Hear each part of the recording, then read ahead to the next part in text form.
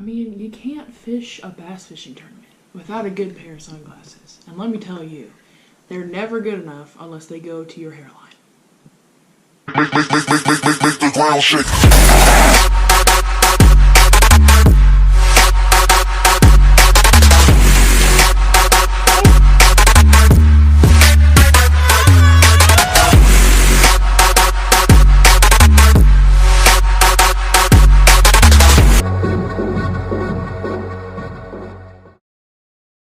Hey guys, welcome back to another video. It's your girl Jessie. Today I'm going to be giving you guys some great advice on high school bass fishing tournaments. I've been doing a lot of research, looking up some videos on YouTube, and I haven't seen a really good video that tells you a lot of information about high school tournaments. When I first started doing tournaments in my junior year, I did not know anything about tournament fishing. I knew a little bit about bass fishing just because I grew up bass fishing, but I didn't know anything about the tournament world of fishing. So in this video, I'm going to kind of let you know what to expect, some things you can do to help you out, and your chances of actually winning the tournament.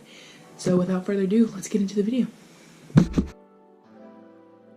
So a lot of times I see high school students trying too hard to captain their own boat. You know, they're driving to certain points and they don't really know exactly what they're doing.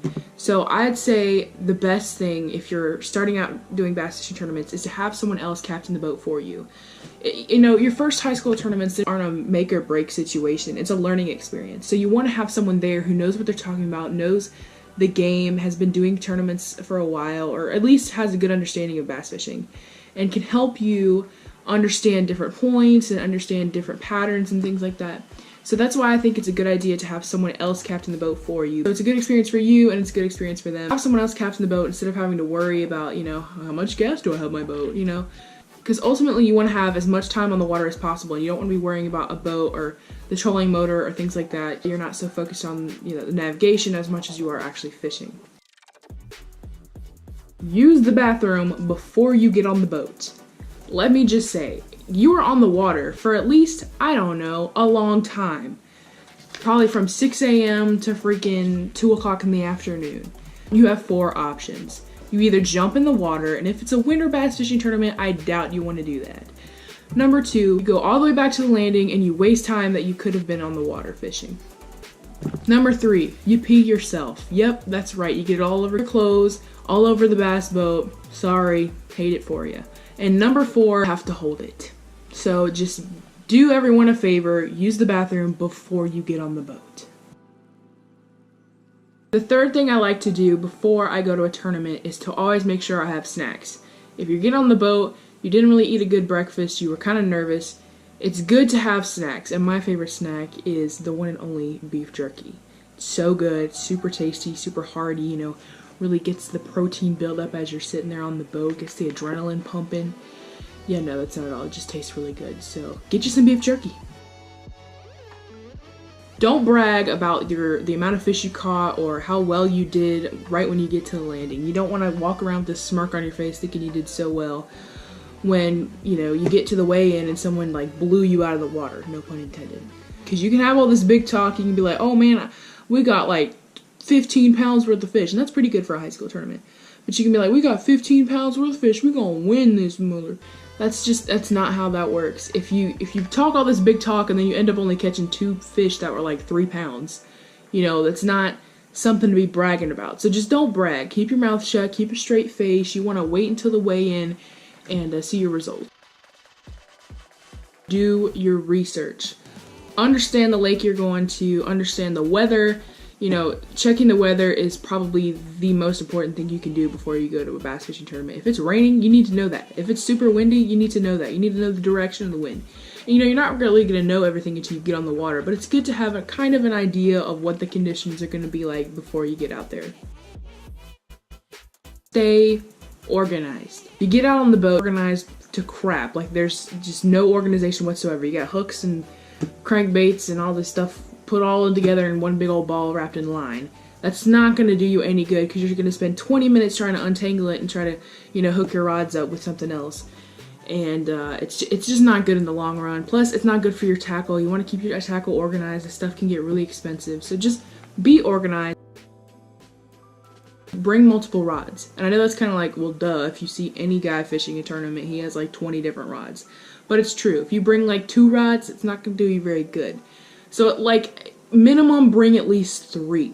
My first tournament, I think I had like all of 4 rods. Because my friend or my partner didn't bring any rods. I was like, what are you doing, dude?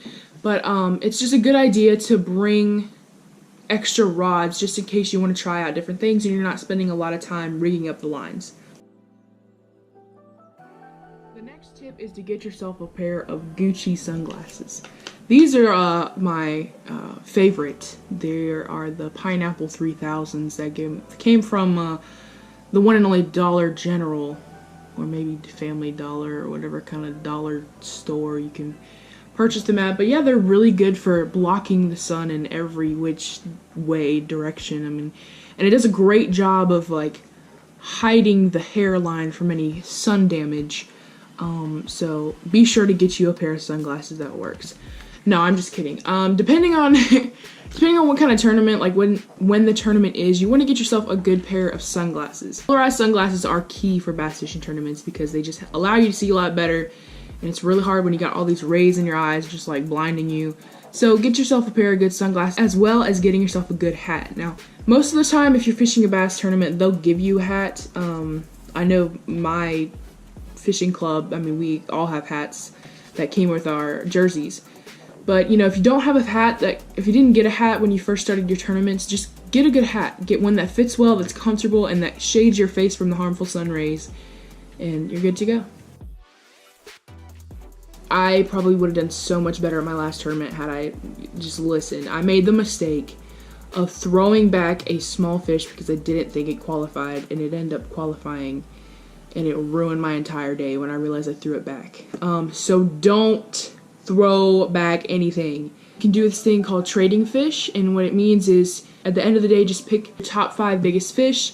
That will give you kind of something to fall back on if you have like only 2 fish. So don't throw anything back. Keep everything in the live well.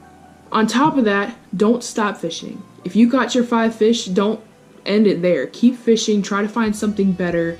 You could have a really nice like 2-3 pounder and then stop fishing, and then you missed out on like a 6 pounder that was like creeping up against these rocks. So don't stop fishing. So those were kind of the tips that I wanted to share with you. Now I'm going to tell you a little bit of information of what the experience is going to be like. Number 1, there's going to be a bunch of people there that you don't know and you don't care about. There's going to be probably your first tournament. It depends on where you're fishing and what kind of like tournament you're at. But my first tournament, there's a lot of people I didn't know, and I was the only team of girls. It was just me and my friend Asalyn. If you guys want to check her channel out, I will link it down below. But we were literally the only girls, and we were the last boat to go out. We didn't know anyone. And ultimately, you'll meet people, but the situation I was in, I didn't really talk to anyone except for my partner and maybe a few people from my other high school. Don't worry about not knowing anyone. You're there to compete. You're there to do as well as you can. So just don't worry about like, oh, are they gonna like me? Or are they gonna think that I'm a great bass fishing person, angler? Like, don't worry about that. The second thing is you're gonna realize you know nothing about bass fishing tournaments. You're gonna get out in the water and be like, what's going on? What, I have to net for this person? Like, it's gonna be an eye-opening experience. Be prepared to not really know as much as everyone else knows. Whenever you're doing bass fishing tournaments, you learn something every single time. And, you know, it's just good to understand that, hey, I don't know everything there is to know about bass fishing. I'm here to learn. What all can I learn while I'm here? Alrighty guys, that is all I have for you today. I hope you guys enjoyed this video. Don't forget to like and subscribe for more content, and if you have any video suggestions, go ahead and shoot those down in the comment section below. And you guys know the drill. Adventure awaits. Stay outdoors.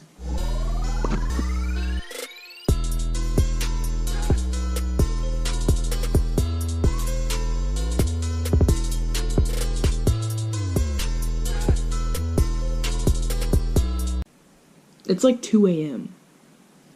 and I've come to the conclusion that this lighting is terrible.